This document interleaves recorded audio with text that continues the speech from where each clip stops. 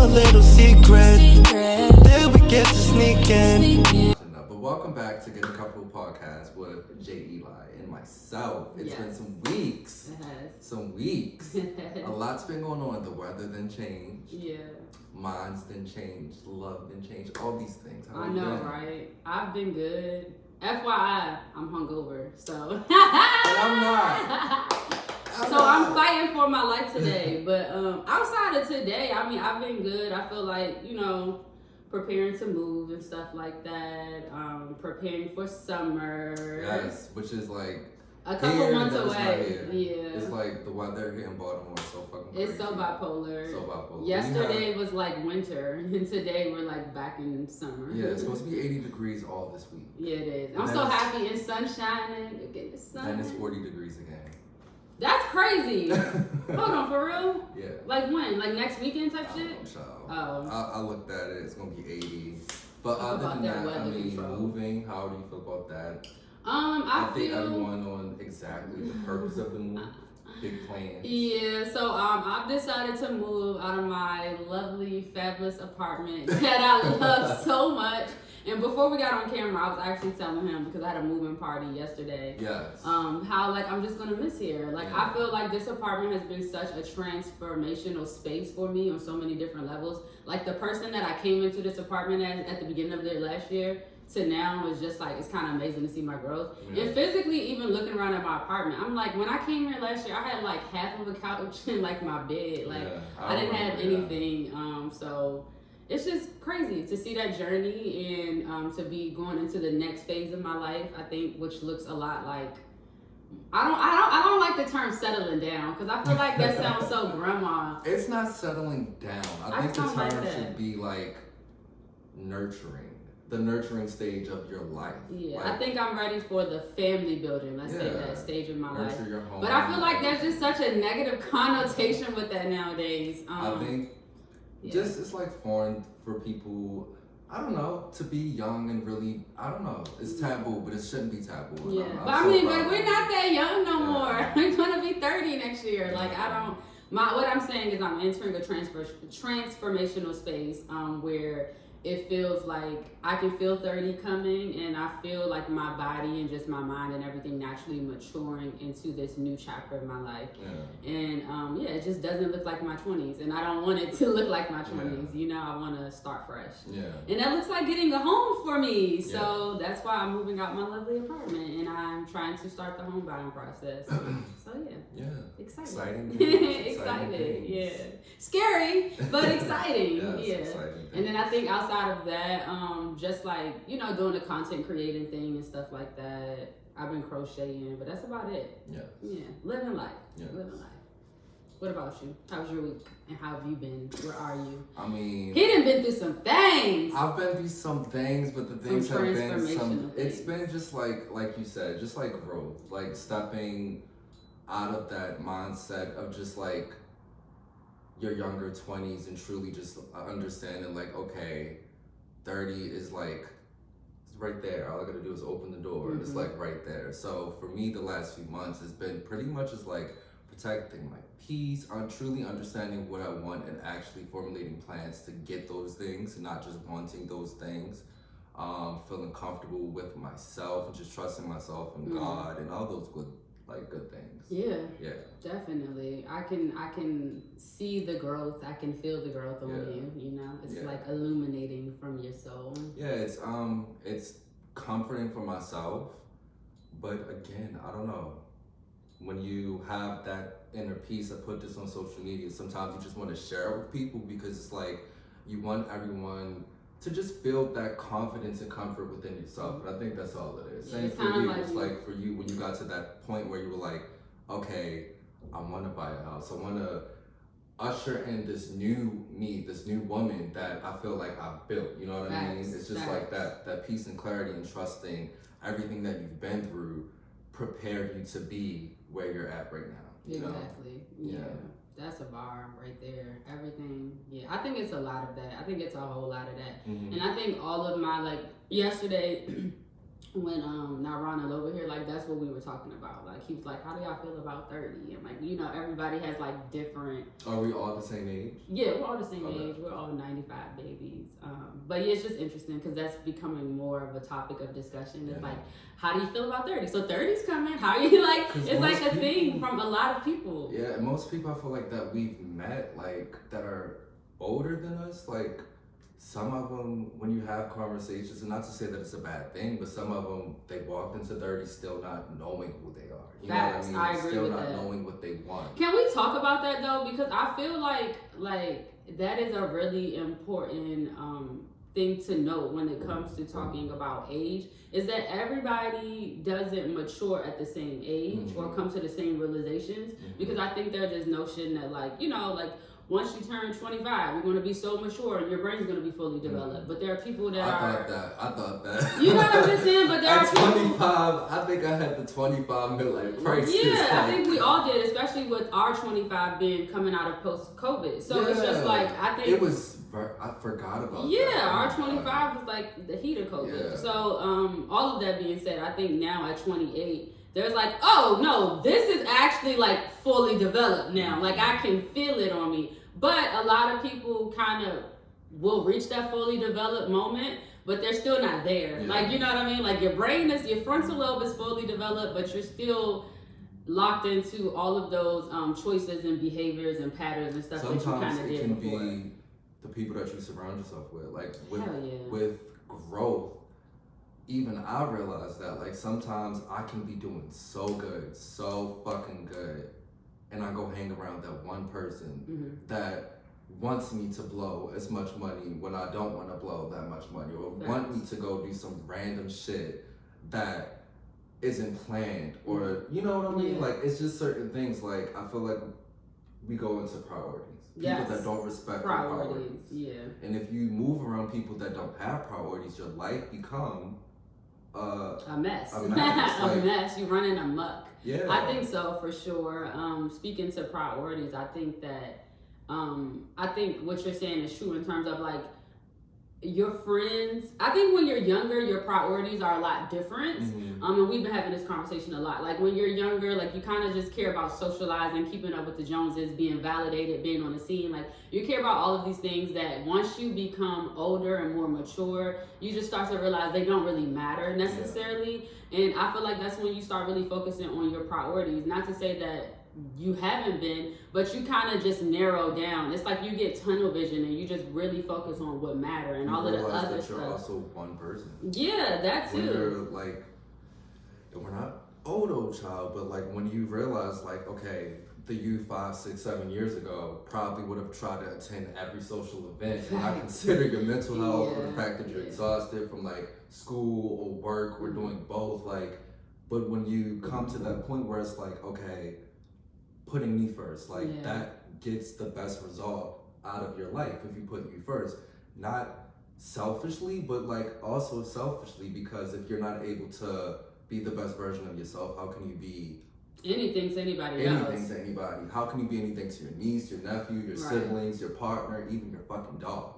And for me, if I'm not good enough for my dog, like I'm like, what's going on? I need to be able to have the energy to walk my dog, play with my dog. Like dog neglect is a big thing for me. Yeah, me too. It's such a big thing. And it's definitely a way to gauge like your overall just like mental health and where you are. Because it's interesting that you say that, because I definitely noticed that when I am just like super duper exhausted, drained, like you saying, like, and I'm like, no, Nova, I'm rolling, I'm tossing over, and I'm just not like super active with her, then it's like a reflection of me. Like, why aren't we being active, Jayla? Like, you're normally very, very active. And I think it does kind of ring an alarm a little bit. And it kind of sounds off so that you are reminded, like, okay, something ain't right here. Like, we got to get back into that mojo. But I think that's definitely going into what you're saying, like just knowing your priorities. And I think that when you get older, I think you do want friends that have similar priorities as you. Like, it just makes the most sense. Like you said, if you're focused on being in the club every weekend and that's your priority, we're not going to connect. It's just not going to work, because that's not what I'm going to be talking about or what I'm focused on. And I think we do ourselves a disservice when we just kind of surround ourselves with anybody and we're not just like intentionally thinking about that. Like intentionally think about being aligned with that person in your life. And I feel like now for the first time in my life. We can kind of, I don't know, this is a great way to segue into the Amanda Seales interview, but she spoke if you haven't seen, you know, there's a viral, I don't know, very popular video out right now. Do you want to give like a brief summary of what, you know, it was about? So for those who haven't watched. Yes, so there was a really viral video of Amanda Seales having an interview with Shannon Sharp on Club Shay. And in this interview, she revealed that she had been recently diagnosed with autism, and she went into her experiences as a Black girl, as a child, all the way up into her adulthood. Just sharing her different experiences with masking her neurodivergence, brain, and as well as just like encounters she had with racism at a young age and how that kind of perpetuated through her life, and how it's overall affected her overall being, but how she was able to overcome all of those things as a Black woman.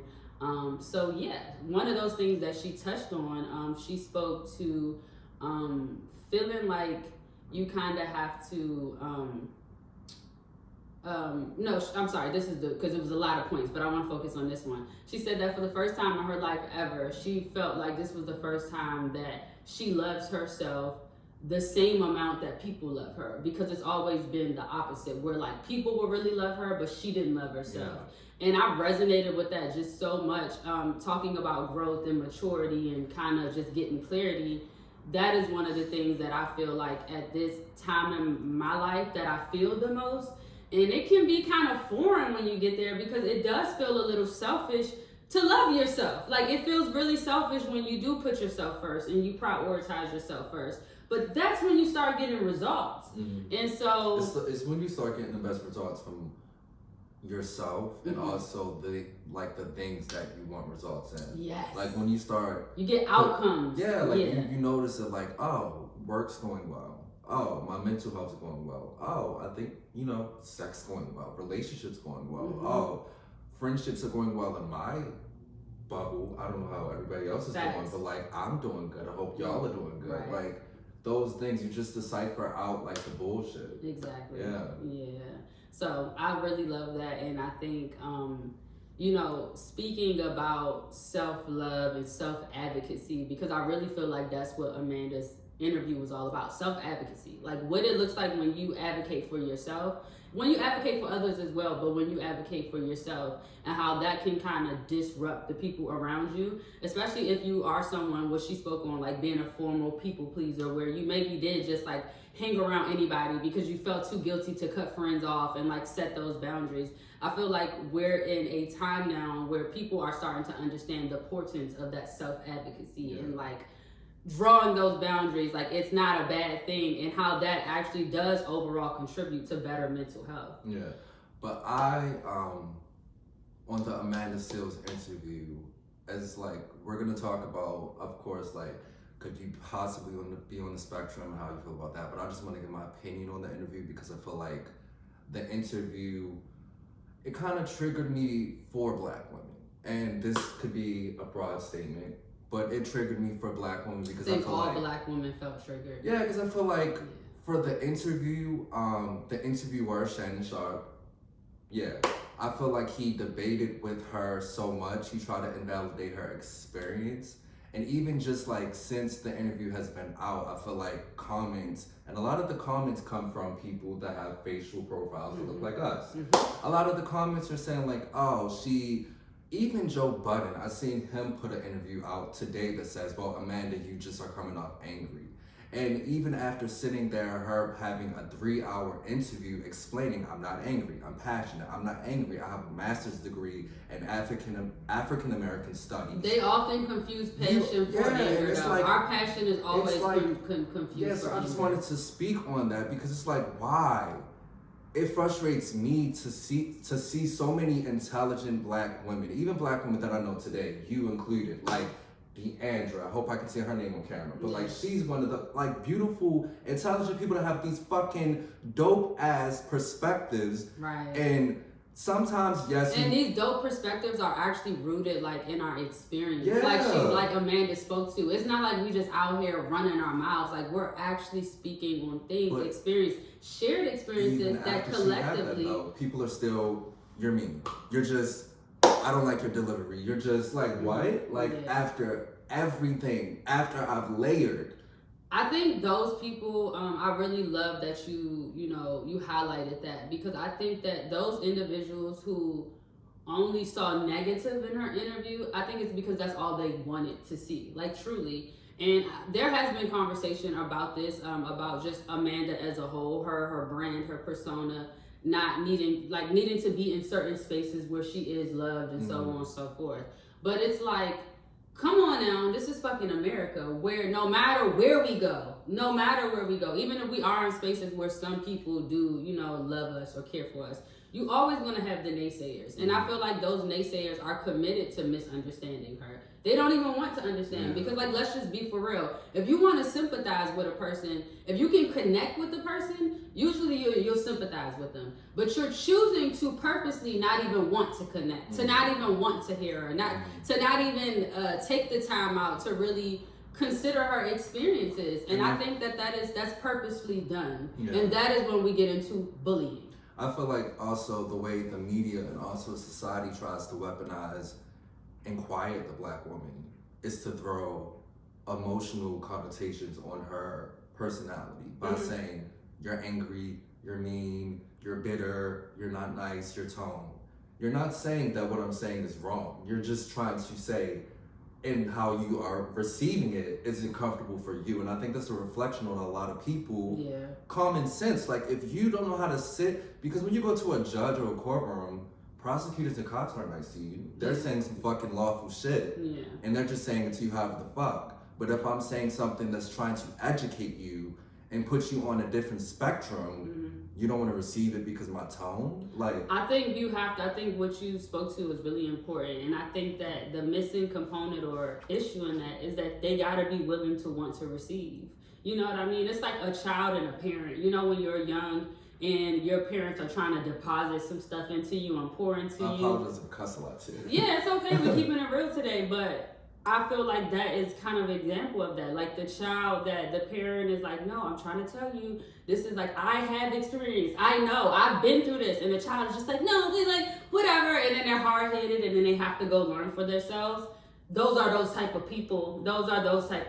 Because why, if someone is coming at you with factual information, and then this is a different thing as well, very matter-of-fact-ish, is like, this also goes into just the overall ignorance in our community, and the overall lack of education. Like, that's really what it boils down to, because... And what do you want your representation to really look like?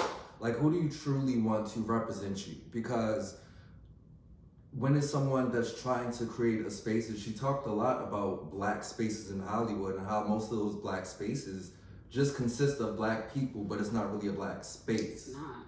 But I think that goes in and what she's speaking, oh my God, the Black spaces. I think where I feel like she was coming from with those Black spaces, and one of the whole points of her like entire interview is that we're all playing a game that we think we are able to win when you really can't. Because no matter where you go or which direction, as long as we try to turn white spaces into Black spaces and make white spaces more comfortable with Black faces, it's not going to work that way. We need to go where we are loved. We need to create environments for our own. And I feel like that is the issue with this whole Black spaces thing, is that you have some Black people in these Black spaces that are willing to do anything and step on the next person to get wherever, just to realize when you get wherever, you still gonna get treated like a nigga. So like, let's be humble here. And I feel like that is what she's speaking to. But some people are so hell bent on their own agenda that I think they don't mind or care who they cross. And I think in entertainment, and specifically, I think a lot of Black people just want to be on. They want to be on, they want to be relevant, they want to be, you know what I'm saying, essentially. So they're not going to speak up. They're not going to side with her. You know what I mean? And that's fucked up. I think that's when it kind of becomes like really sad to see. You know what I mean? Like, dang, like, it's kind of like watching a person kind of like scream for help, and everybody is kind of just like, what's wrong with that person? Yeah. It's kind of like the Kanye thing to me in a way, a little bit, because I feel like Kanye has came out and said really truthful things about our community and had really like honest and needed conversations about the reality of our community and just like where our attention is and our lack of education and stuff like that. So, and he gets a lot of backlash. I just feel like anytime anybody in our community holds other people accountable in our community, they are kind of casted out.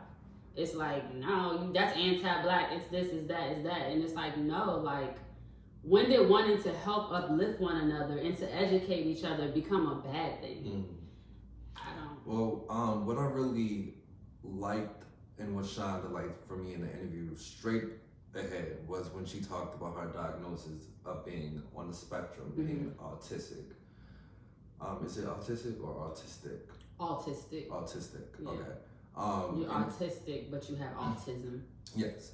So for that, like, a lot of people, again, in the comments were like, oh, like, I kind of feel like I am, I kind of feel like I am. And I feel like what I enjoyed from that was just like... I heard people, like, there was people dismissing that. I'm sorry, I didn't mean to cut you off, but I heard some speculation about that. About like, that dismissing that from her. Yeah, like, but she's if not you're someone that... autistic. She self-diagnosed herself and shit. And I'm just like, she literally said on camera that she has a psychiatrist. Yeah, but I also think that if you're someone that hasn't experienced half of the things she spoke on, then you would dismiss it. But if you're someone that feel like, oh, that might be me, you wouldn't dismiss it. Yeah, and so I enjoyed that.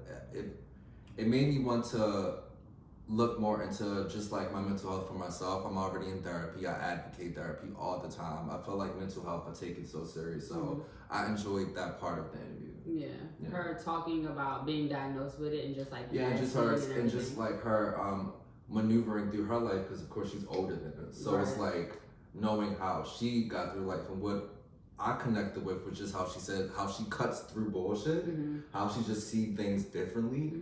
I'm kind of like that. I've been dealt with a lot of situations where it's just like, oh, I walk into a room and I can see the bullshit. I can see the awkwardness. I can see all of those things. And I feel like that part I just kind of resonated with. Yeah, I feel like that also speaks to what she was speaking to with the autism thing is like being neurodivergent. And I think for, I would say millennials and like Generation X, I feel Generation Z, I feel like they're not good, but I think they're in a good space where there is so much advocacy for mental health and there's so much tools and resources out there now, and there's so much more information and knowledge about autism and being on the spectrum. And I think that because of the day and age that Amanda grew up in, you know, mental health was a thing that was, especially coming from a Caribbean household, because she said her mom is West Indies. So it's like, you know, even in the black, like in our culture, in Black America, like back in the day, mental health was not something that was acknowledged or even believed to be real. It was kind of like an elusive thing. Like, yeah, you ain't got no problems, whatever. That boy ain't depressed. He just need to get out the house. And it's like, no, but mental health is a thing. Like, you can really be born with a different brain. That is real.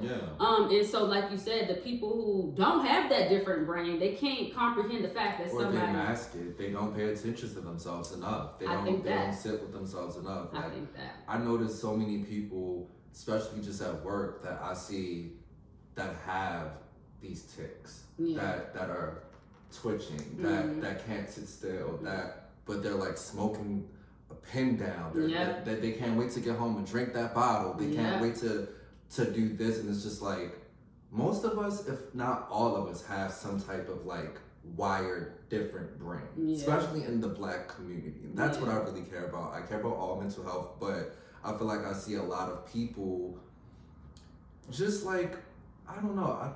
Walking around undiagnosed. I think that's what you're trying to say. I've even seen people. But I think that's also goes to our conversation that we had where I was saying, like, I believe that I believe to a certain extent, a lot of people, I don't think it's all people, I genuinely don't. I think there's actual true NPCs out here that are just walking around and like they're genuinely. With just a blank mark. Yeah, I think truly. Like it's the whole conversation of like some people having an inner voice and some people not. Like I think some people genuinely are just good. Like I don't think everybody is fucked up in the brain. Not even fucked up, because that's gonna dismiss the reality of what we're saying, which is that some people have different brains. So because we're definitely not saying people are fucked up. Yeah, I'm not saying that at all. I don't want people to think that. Because that goes. I'm saying that's the connotation that people associate with that when you say that. Oh, I'm neurodivergent. It's automatically an assumption that like something is wrong. And it's like, no, my brain just functions differently. I just arrive at different things in a different way. I go about things in a different order. I function in my life in a different way. And I think there are all types of conditions that can, from a psychological point, affect that and what that looks like.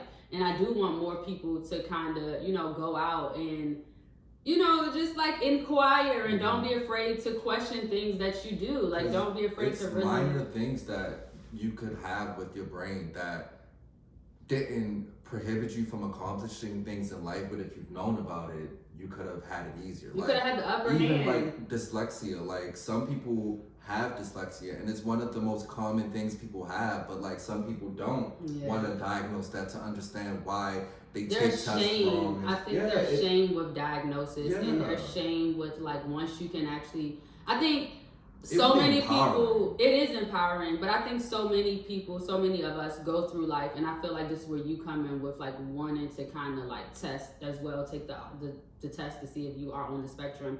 It's like you said, going through life realizing that, wait a minute, it was really difficult for me to do certain things that shouldn't have been difficult that might not have been difficult for the next person. Had I known this and had the tools and the resources, that would have been something swept under the rug and I could have been focused on that. And I think that is how it shows up in so many people's lives. It's like, damn, this whole entire time I felt like I couldn't keep a job. Whole time my attention span is just all over the place. So I need a job that's going to allow me to do multiple different things. And that comes with knowing yourself. And I think that's why I didn't used to understand for a long time why so many adults get such late diagnoses with like ADHD, ADD, autism and so forth, but now I'm understanding. Even depression, anxiety, a lot of things, because you go through life being taught that like this is okay and you're really not okay and you know something is off, but there's no name for it and you don't have anybody that can help that. So I could understand why this day and age so many people are choosing to test and they wanted to get that clarity, because it really sucks to go through life, which Amanda spoke about, knowing that you're different. Because at a young age, the first thing you're taught is how to be normal. And anything that isn't normal, it kind of drives you into a fucking psychosis. And people don't know what to do when you aren't what they've been taught to deal with. And I think that's why so many different kids have such horrible experiences and they get bullied the most, because society is kind of, I feel like this generation is different though. I keep saying this. I really feel like the advocacy in Generation Z and what is it, Generation Alpha, that's like the toddlers and all that. I think it's like my nephews. Yeah, I am so happy to see that they're coming up in a time where like they have so much representation and inclusion, especially in school and stuff like that. Because I was going to say, girl, child. Next topic. Okay. I was going to go into something else, but well, I feel like, I have a friend who, has been diagnosed as being autistic, and a lot of the things that friend has shared with me is very similar. I think in ways I think in ways I started noticing that like we almost mirror each other. Like some of the things I'm like, oh, I do that. I just do it this way. Yeah. But I'm doing the same shit you're doing, and my brain is kind of thinking about it the same way too. I think for me, it's like I've understood and accepted that like I'm different and I understand like how my brain works and all of those things, especially because of therapy. Yeah, I'm learning as it pertains to work that I strive better when I'm working in an environment where I can be like moving around. Yeah. When I'm in an environment where I'm just like doing the same repetitive task in one still position, it takes me so far out where it's like I'm gonna fuck on my whole life. Like I'm gonna quit this job. Like I need And I never knew what that was. Like, I always knew, like, I have ADHD. I knew that helped me creatively. But for me, the creative and I've always used my, like, ADHD and all that stuff to be, like, a person that can multitask, a person that can, like, work a lot, a person that can, like, again, be creative and stuff like that. But I've been trying to learn how to make it, like, get me to be also stable. Yeah, I agree. I understand what you're saying completely, 100%. I haven't like officially been diagnosed with ADHD. It's just that my therapist was like, I think you got ADHD and you might want to go to a psychiatrist and actually get this, you know what I mean? And I was like, okay, I will, but psychiatrists cost too much and I'm not going to get put on medication for ADHD. Yeah, I'm just not doing it. Like, meditation over the years have helped. Little things like that, like just like reset. And being conscious of like my everyday life and how ADHD shows up in my everyday life and how I can kind of manage it. Because that's what calendars. I really think it's about. Yeah, like calendars, 100%. For me, it's staying active. Being active really helps with my ADHD. That's why I'm like playing tennis one day and fucking skating the next day, and then I'm at the gym. Do you ever realize, like, with someone, and again, you said you weren't diagnosed, but like with someone that has like ADD or possibly ADHD, when you are sitting down too long, you feel like you start to get like, what, like, I get not depressed per se, but I get like this weird feeling of like, oh, I'm like not doing nothing for too long. Yeah. This doesn't feel right. I feel like when you finally kind of calm and your body is in like that natural homeostasis and your nervous system is regulated, I feel like you do feel odd. It feels weird. You know, you feel kind of out of place. You don't feel like yourself if you're not moving. And I think the biggest thing that I noticed with ADHD and all of my friends and like family members who believe that they have it even diagnosed is like ADHD has something to do with like your mind. It's the fact that like your mind is kind of like always moving. Like your mind is like never like, some people's brains is just like this. When you have ADHD, your brain is like this. Like it's just, you got 10 million tabs open. That's the way I think of having ADHD. And so when you finally close all them tabs, it's like, what the, like, you know? But all that being said, I think that it can be helpful, like you said, from a creative standpoint. And I actually made a TikTok about this, but I took it down because I was kind of embarrassed because I was like crying and stuff. But I was just saying that like I didn't realize how much of my ADHD and how much of my creative talents and my creative skills, yes, some of them are innate, but a lot of my interests and hobbies and things that I do was born out of trauma. Because I was so busy trying to distract my brain and disassociate from everything that I went through in my early childhood, that like I would go and rearrange my room or start making a song or, you know, start this new hobby or this new interest or this new thing. And I just kept doing that my entire life. And because my parents, they knew, because my mom told me, she's like, I knew something was wrong. Like I knew you was real hyper. Like I knew, you know, and we just let you try what you want to try. My parents never forced me to stay to anything. They let me do tennis. They let me do gymnastics. I was they in a lot let me of extracurricular activities. Yeah, but then you get older, and then I think you realize, especially like what we talk about now for us, is like a big part of our survival is creating.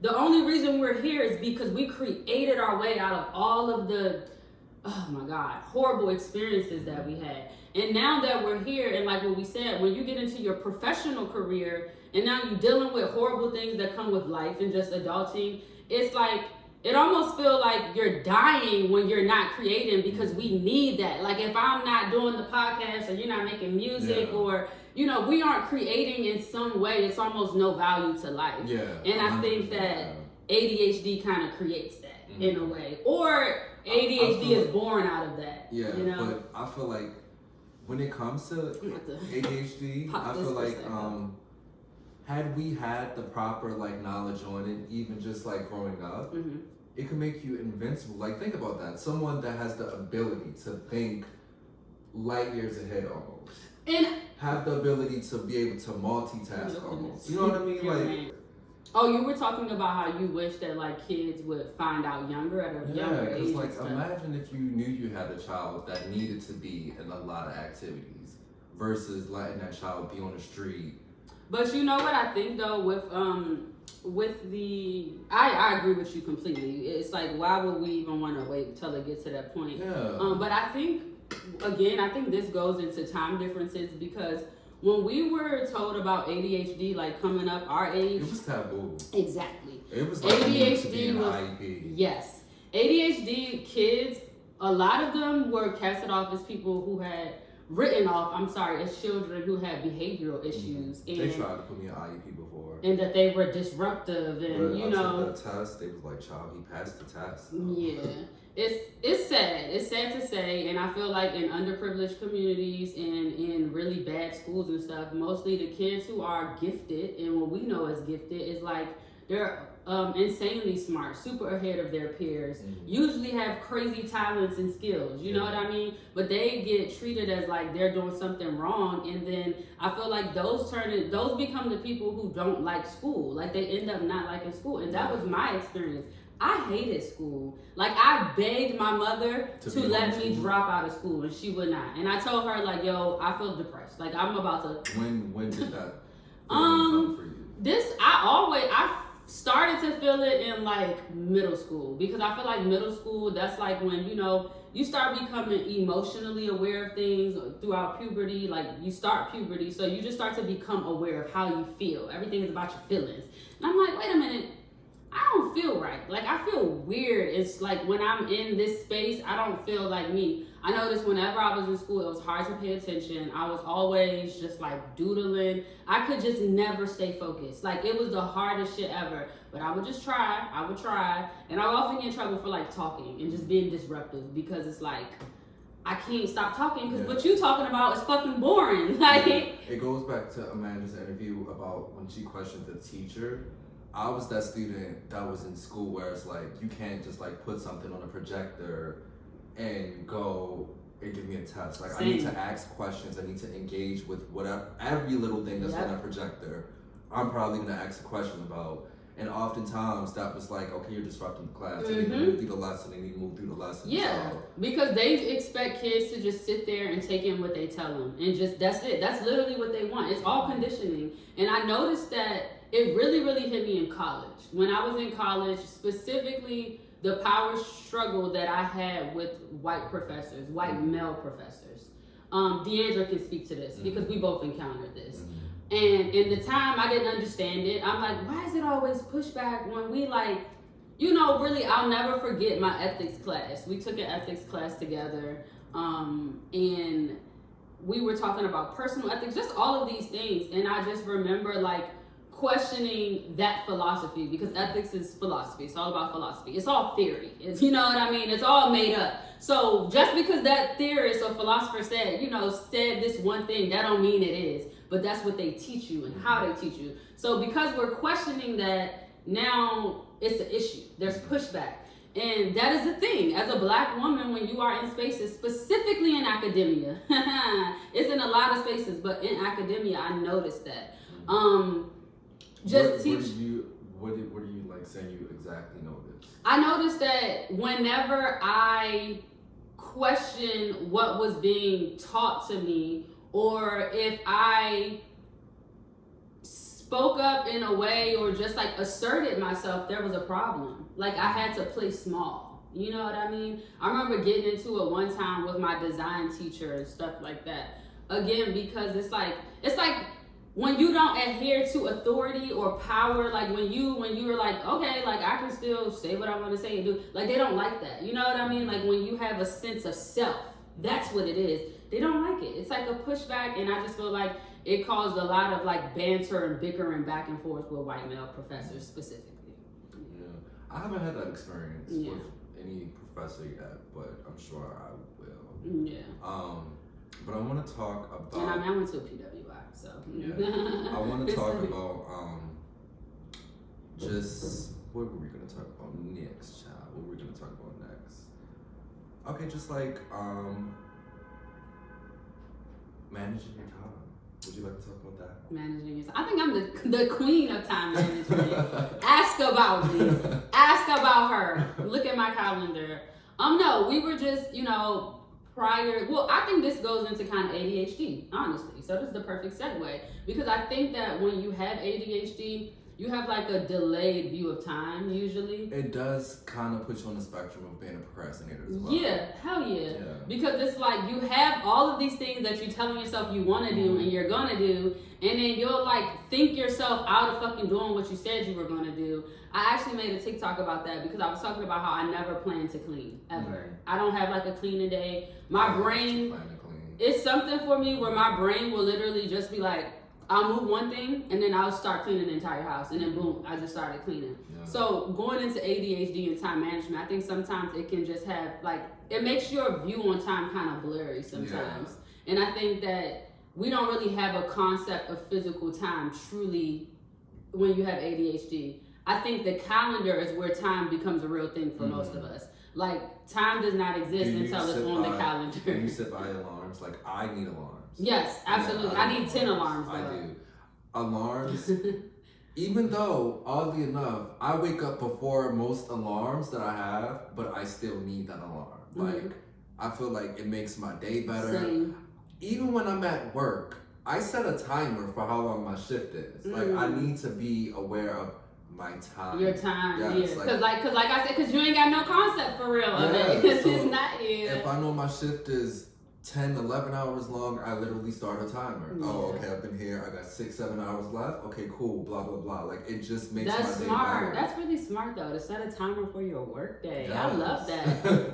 I think time management is important if you want to be a successful person. And not even just successful in the sense of, like, money, but just, like, you want to live a successful life in which you can, and by success, I mean just, like, effectively balance everything in it. Like, balance your friends, balance your obligations, balance work, because I feel like that's what it's all about. It's like the work-life balance. And I feel like having a calendar really helps you do that, especially if you are spread thin and you just have like all of these different roles. Say you're a partner, a mom, a brother, a sister, an uncle, or whatever. Like, we all have so many roles and so many things that we're juggling that I think having a calendar and being a calendar like type of person really helps you manage your time. But I think just outside of the calendar, going back into those priorities, I think that's what helps you manage your time. It's like really being aware of your priorities, because I think that when you aren't aware of what's important, you kind of just give your time to anything or anyone, and you, like we said, just waste it doing nothing. Yeah.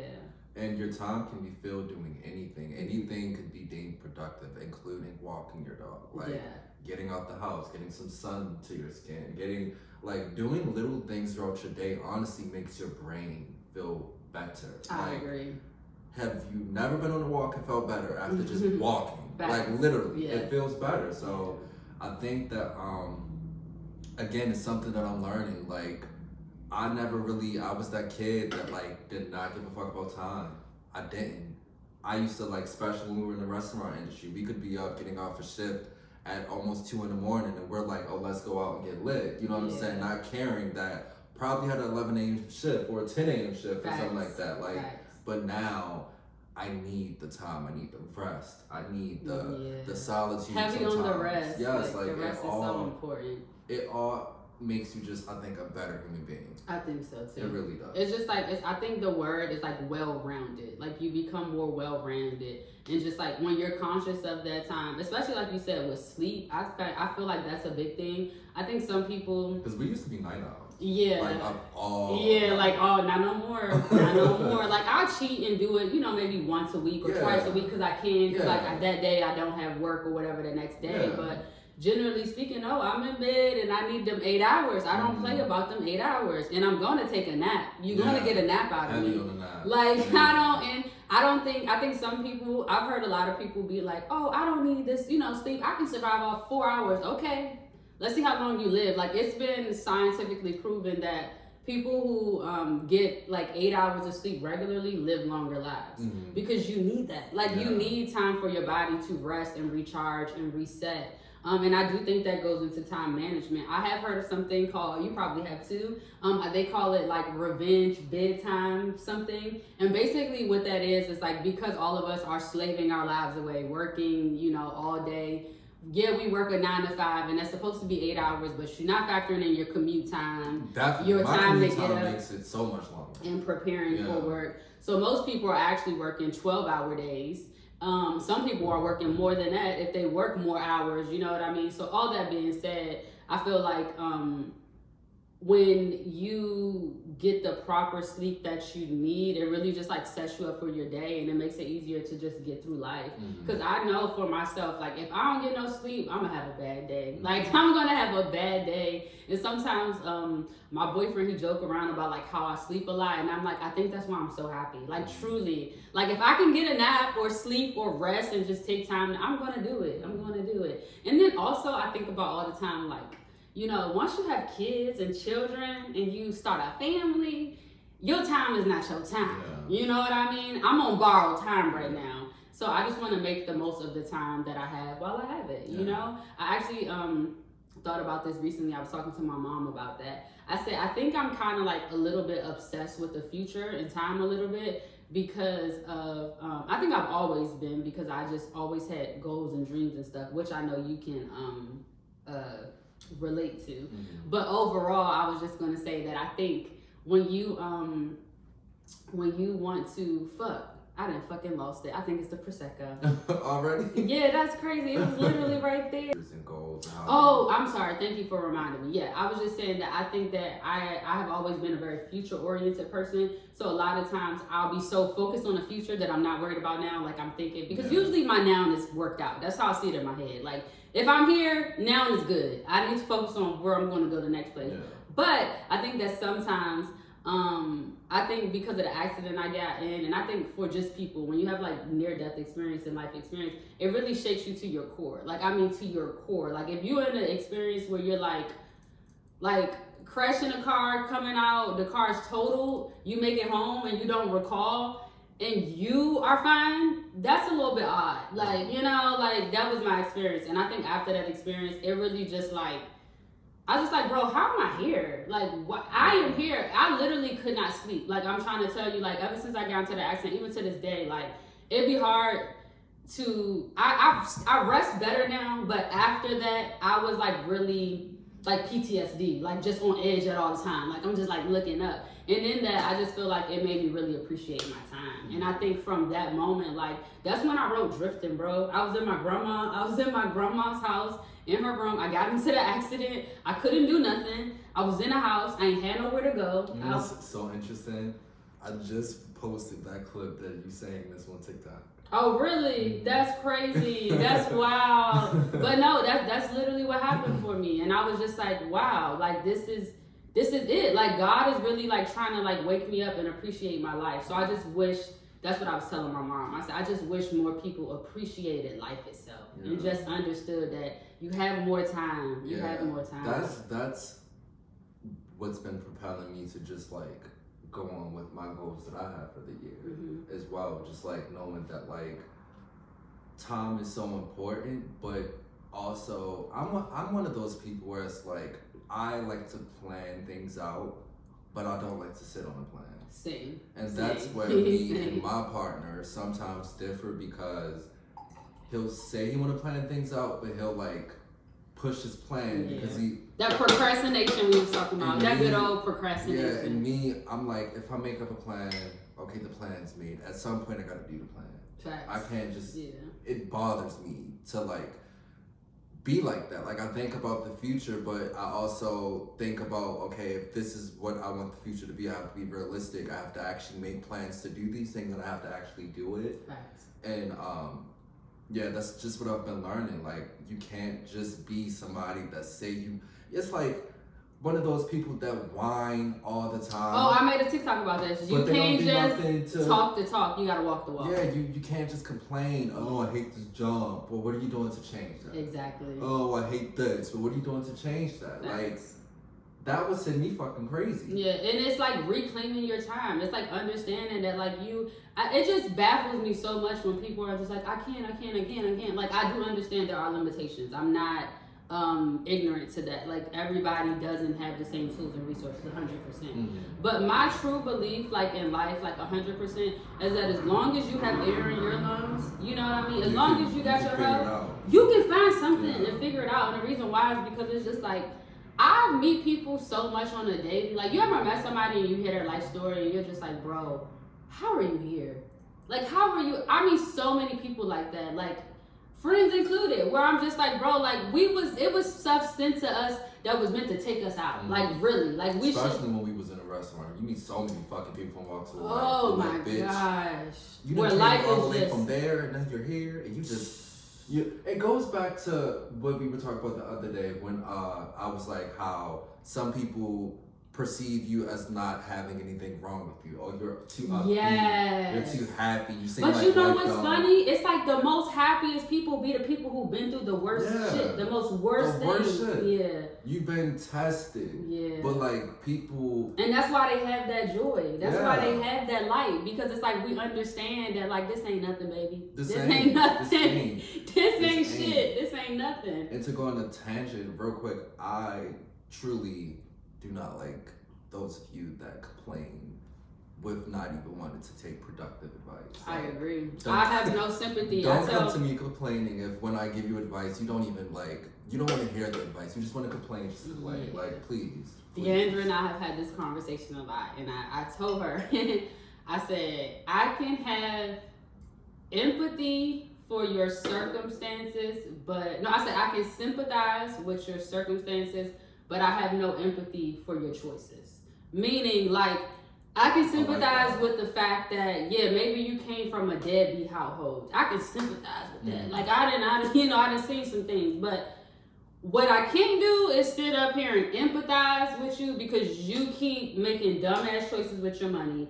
You keep not prioritizing yourself. You want to be at the club. Like, you know what I mean? I can't empathize with the choices that you're choosing to make. Because let's be real, we're adults now. Right. Like, as a child, this is different. You know, if you're a teenager, this is different. No shade, I have a friend, one of my friends, I love this person dearly.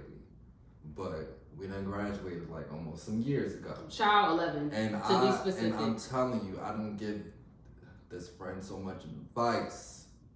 And it's like, at some point, I'm just like, I've just accepted that you're gonna be that friend. Facts. That friend is just like, yeah, you know. Yeah. I'm like, but I love you. He's saying it nicely, but I mean, it's the truth. It's the truth, man. It's the truth. It's your choices really, you know, indicate where you're headed in your future and all of that. I made another video. I'm like, all of these videos on TikTok. I'm advertising. Follow me on TikTok because I be talking, child. But no, like dead ass. This is the last video I will advertise. But I made a video discussing advice that I would give to people in their 20s. This video is now at like 2 million views or something like that. And I didn't anticipate that. I was just being honest about my little journey, about how I felt like I wanted to fucking quit even after dropping out from college and just feeling like I couldn't bear it. Like everything I was going through at the time just felt difficult.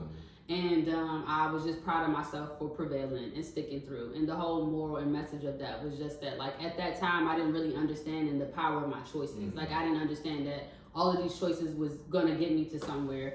And that's what I was just, my advice was for 20-year-olds, just think about those choices that you make because they do, you know, affect you in the overall. And it's okay to not make the best choices sometimes. Sometimes a choice is better than no choice. Just for people overall, you gotta learn from don't keep making like excuses for yourself. Yeah. Like literally, you cannot. It goes to what I was talking about last year. Tell when them. I felt like, even with me personally, I felt like some of the choices, the job choices I was doing was like insanity. Like when you keep doing the same thing over and over, hoping for the same result, it literally is insanity. Yeah. So you have to change up your life. And me, I'm just like one of them people, I could be going through it, but you will never see me cry. I could be going through it, but you will never see me stop.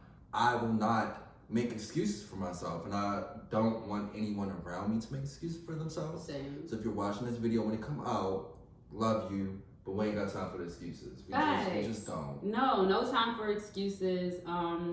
Believe in yourself. Because that's all it's about. Because no one has a rule book on, I mean, there's many books on life, but no one has a rule book on your individual life. Facts. That's, oh my God, that's facts. Like, and I just want to speak to that. When it comes to like this day and age where everybody got an opinion, everybody has a platform, it's like, don't take advice from people who don't look like they're in situations you want to be in, even in your personal life, because I think that's a big thing.